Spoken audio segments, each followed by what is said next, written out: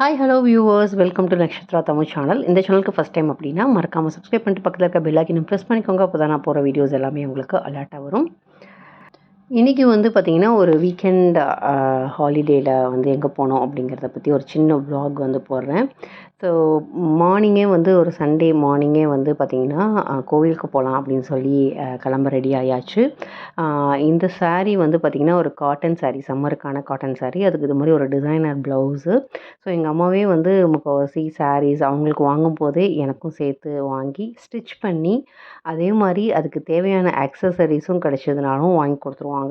So எனக்கு வந்து ஒரு saree வாங்கி அதை மெயின்டைன் பண்ணி அப்புறம் அதுக்கு ஃபால்ஸ் தைக்கணும், ப்ளவுஸ் தைக்கணும், இதுக்கெலாம் நான் வந்து அலைஞ்சதே கிடையாது இது வரைக்கும். ஸோ அவங்களுக்காக வாங்கும்போதே எந்த saree எனக்கு நல்லாயிருக்கும்னு பார்த்து இன்னி வரைக்கும் வந்து அவங்க தான் எனக்காக பார்த்து பார்த்து இயரிங்ஸ்லேருந்து பேங்கிள்ஸ்லேருந்து அவங்க ஏதாவது ஒரு அது கோல்டாக இருக்கட்டும் இல்லை சாதாரண ஒரு விஷயமா இருந்தால் கூட எனக்கு எது நல்லாயிருக்கும்னு இன்னி வரைக்கும் வந்து பார்த்து பார்த்து ஒவ்வொன்றுமே வந்து ஆக்சசரிஸ்லேருந்து செலக்ட் பண்ணி இந்த தடவை காசிக்கு போகும்போது நிறைய விஷயங்கள் எனக்காக வாங்கிட்டு வந்தாங்க. ஸோ அந்த ஆக்சசரிஸ்லாம் தான் இப்போ நீங்கள் பார்த்துட்ருக்கீங்க. அவங்களே எல்லாமே வாங்கி கொடுத்துருவாங்க. இன்னி வரைக்கும் நான் இதுக்கெலாம் வந்து கவலைப்பட்டதே கிடையாது. ஐயோ ப்ளவுஸ் தைக்கணுமே, இது வரணுமே, அது அரேஞ்ச் பண்ணணும், இது அரேஞ்ச் பண்ணணும்னா கொஞ்சம் கூட நான் வந்து இன்னி வரைக்கும் கவலைப்பட்டதில்லை. ஸோ அம்மாவை தாண்டி நம்மளை யார் பார்த்துக்க போகிறா இல்லையா? அம்மா இருக்கிற வரைக்கும் தான் நம்ம வந்து இது மாதிரி ஒரு சொஃபஸ்டிகேட்டடான லைஃப் வந்து நமக்குன்னு வந்து செய்யறதுக்கு கடைசி வரைக்கும் இருக்கிற ஒரு ஜீவன் அப்படின்னா அம்மா மட்டும்தான் இல்லையா?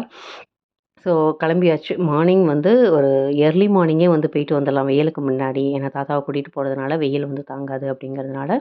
ஸோ ஸ்ரீயும் இப்போ தான் வந்து டிரைவிங் ஸ்லோவாக வந்து கற்றுக்க ஆரம்பிச்சிருக்காரு. ஸோ அவரையும் கொஞ்சம் அப்படி கொஞ்சம் கொஞ்சமாக லாங்காக கூட்டிகிட்டு போய் ப்ராக்டிஸ் பண்ணலாம் அப்படின்னு சொல்லிட்டு 3 பேருமே வந்து கார்லேயே வந்து கிளம்பியாச்சு. ஸோ ஏர்லி மார்னிங் போனால் கொஞ்சம் கூட்டமும் இல்லாமல் இருக்கும்.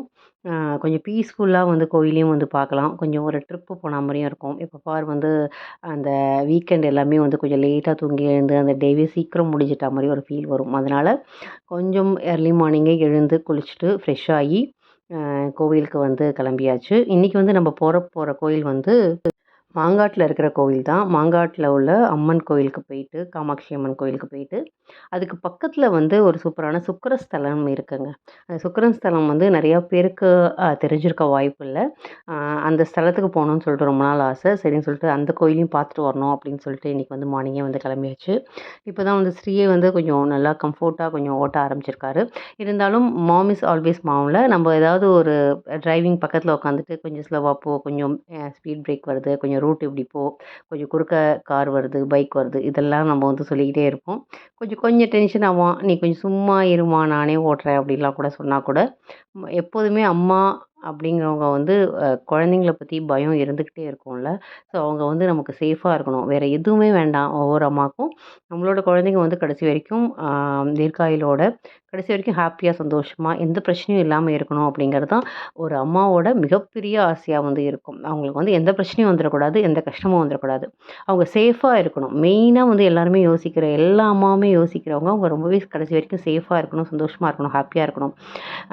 வந்து எந்த குறையும் வரக்கூடாது அப்படிங்கிறது தான் மிகப்பெரிய விஷயம் இருக்கும் ஒவ்வொரு அம்மாவுக்கும். ஸோ அவன் என்ன சொன்னாலும் நான் வந்து சும்மாவே இருக்க மாட்டேன். நீ பார்த்து போ, பார்த்து போ, பார்த்துப்போன்னு சொல்லிக்கிட்டே இருப்பேன். கொஞ்சம் டென்ஷன் ஆவார். பட் அவன் புரிஞ்சுப்பான் அதுக்கப்புறம். பட் நம்ம பேசாமல் வந்தாலும் ஏன் பேசலன்னு கேட்டே தான் வருவார். ஸோ மாங்காடு கோவிலுக்கு போயிட்டு அதுக்கப்புறம் வந்து இந்த வெள்ளீஸ்வரர் கோவில் அப்படின்னு சொல்லிட்டு அங்கேருந்து ஒரு கொஞ்சம் ஒரு 2 தெரு தள்ளி வந்து இந்த கோவில் வந்து இருக்குது. கண்டிப்பாக நீங்கள் மாங்காடு கோவிலுக்கு வந்து போனீங்க அப்படின்னா இந்த கோவிலுக்கு கட்டாயம் வந்து போங்க. இது சுக்கிரனுக்கான ஒரு ஸ்தலம். ரொம்ப ரொம்ப சூப்பராக இருக்குது. சிவன், அழகான நந்தி, ரொம்பவே அமைதியாக இருக்குது. எனக்கு இந்த கோவில் வந்து ரொம்பவே பிடிச்சிருந்ததுங்க. அவ்வளோ அமைதியான சூழலில் மக்கள் கூட்டம்லாம் ரொம்ப இல்லை. நம்ம ஏர்லி மார்னிங் போனீங்க அப்படின்னா ஒரு 6-7 மணிக்கெலாம் போனீங்கன்னா நிம்மதியாக சுவாமியை வந்து பார்த்துட்டு வரலாம். ஒரு மாங்காடு கொஞ்சம் கிராம ஸ்டைலில் இருக்கிறதுனால கொஞ்சம் நிம்மதியாக அழகாக பீஸ்ஃபுல்லாக சுவாமியை வந்து பார்த்துக்கிட்டு வர முடியுது. ஏன்னா அம்மன் கோவிலில் நிறைய கூட்டம் இருக்குது. பட் இந்த கோவிலில் வந்து அந்தளவுக்கு கூட்டம் வந்து இல்லை. நிறைய சன்னதிகள் வந்து இருக்குது. சிவன், மிகப்பெரிய சிவன் இருக்குது. அதுக்கு பக்கத்துலேயே வந்து பார்த்திங்கனாக்கா விநாயகர், முருகன், அப்புறம் வந்து பார்த்திங்கன்னா துர்க்கை, அதுக்கப்புறம் வந்து நாகம் வழிபடுறவங்க வந்து இந்த அரச மரத்தெல்லாம் சுற்றணும்னு சொல்லுவாங்கள்ல, குழந்தை இல்லாதவங்க, குழந்தை பிறக்கணும் அப்படின்னு சொல்லிட்டு அந்த நாகதோஷம் உள்ளவங்க அவங்களாம் வந்து அந்த நாகத்தை பிரதிஷ்டை பண்ணியிருக்காங்க. அங்கே பால் வந்து அந்த நாகத்துக்கு விட்டுட்டு சுற்றிட்டு அரச மரத்தையும் சேர்த்து சுற்றினாக்க குழந்தை பாக்கியம் இல்லாதவங்களுக்கும் குழந்தை கிடைக்கும்னு சொல்லுவாங்க. அங்கே வந்து அரச மரம் இருக்குது. அது ரொம்ப விசேஷம். அரச மரம் எங்கேயுமே நம்மளால வந்து ரொம்ப ரேரு பார்க்குறது. அதுவும் நாகத்தை பிரதிஷ்டை பண்ணி அதுக்கிட்டேயே அரச மரமும் இருக்கிறது வந்து ரொம்ப ரேரு. இங்கே வந்து நாகம் வந்து இருக்குது. அங்கே வந்து நிறையா வந்து வெள்ளிக்கிழமையில் இங்கே வந்து கூட்டம் வருது அப்படின்னு சொல்கிறாங்க. நிறைய பேர் தொட்டில் வாங்கி கட்டுறாங்க. அதுக்கு பக்கத்தில் வந்து நவகிரகம் இருந்தது. அங்கேயும் விளக்கு போட்டுட்டு வெள்ளீஸ்வரரை நாங்கள் வந்து ரொம்ப நிம்மதியாக மனசு சந்தோஷத்தோடு வந்து பார்த்துட்டு வந்தோம். இது சுக்கிரனுக்கான ஸ்தலம். சுக்கிரதோஷம் உள்ளவங்க, பணம் காசு கஷ்டம் இருக்கிறவங்க, கடன்கள்லாம் தீரணும்னு நினைக்கிறவங்க, பணம் வந்து நிறைய புழக்கம் இருக்கணும் அப்படிங்கிறவங்க இந்த கோவிலுக்கு போனீங்க அப்படின்னா எல்லா பிரச்சனையும் தீரும் அப்படின்னு சொல்லுவாங்க. சுக்கிரனோட திசை நடக்கிறவங்களாம் இந்த கோவிலுக்கு போனால் ரொம்பவே நல்லாயிருக்கும்னு சொல்லுவாங்க. வர வழியில் இங்கே இந்த ஐயனார் கோவில் எல்லாருமே பார்த்துருப்பீங்க. மாங்காட்லேருந்து வர வழியில் மிக பிரம்மாண்டமான ஒரு ஐயனார் கோவிலும் இருக்குது. அது வந்து ரொம்பவே நல்லா இருந்தது. அதனால் அப்படியே வீடியோ எடுத்துகிட்டு அப்படியே வந்தாச்சு. மாங்காடு கோவில் வாசல்லே வந்து பார்த்திங்கன்னா நிறைய இன்றைக்கி வந்து பார்த்திங்கன்னா ஒரு கிராமத்து சமையல் தான் வந்து குக்கிங்கு. நிறைய கீரைகள், பீர்க்கங்காய், நல்ல ஃப்ரெஷ் வெஜிடபிள்ஸ்லாம் அந்த கொல்லையில் காய்க்கிறதுலாம் வந்து கொண்டு வந்து விற்றாங்க. அதில் வந்து பார்த்திங்கன்னா முருங்கை இலை வந்து ரொம்பவே ஃப்ரெஷ்ஷாக நல்லா இருந்தது. அதுக்கப்புறம் பீர்க்கங்காவும் வாங்கிட்டு வந்தேன்.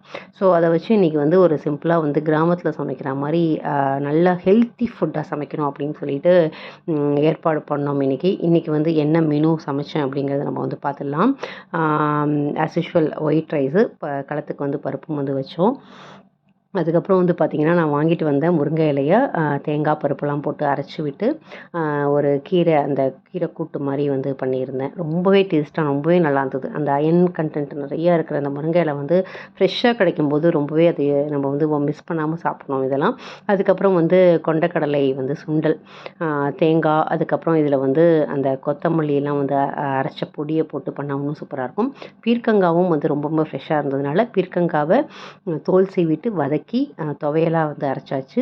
வீட்டில் துவைச்ச தயிர், அதுக்கப்புறம் அரைச்சி விட்ட ரசம், கொத்தமல்லி, மிளகு, ஜீரகம், கருவேப்பிலை, அதுக்கப்புறம் தக்காளி எல்லாத்தையும் போட்டு நல்லா அரைச்சி பருப்பு தண்ணியும் விட்டு ஒரு சூப்பரான ரசம். அருமையான இந்த வீக்கெண்ட் வந்து சூப்பரான ஒரு கோவில், அருமையான கிராமத்து சமையலோட எங்கள் வீக்கெண்ட் வந்து இந்த தடவை வந்து சூப்பராக வந்து போயிருந்தது.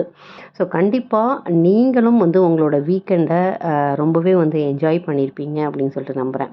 இது மாதிரி வீக்கெண்டில் இருக்கும்போது முக்கியமாக வந்து எங்கள் தாத்தா வெளில கூட்டிகிட்டு போகிறது பழக்கம். உங்களுக்கே நல்லா தெரியும், நிறைய விலாகில் பார்த்துருப்பீங்க.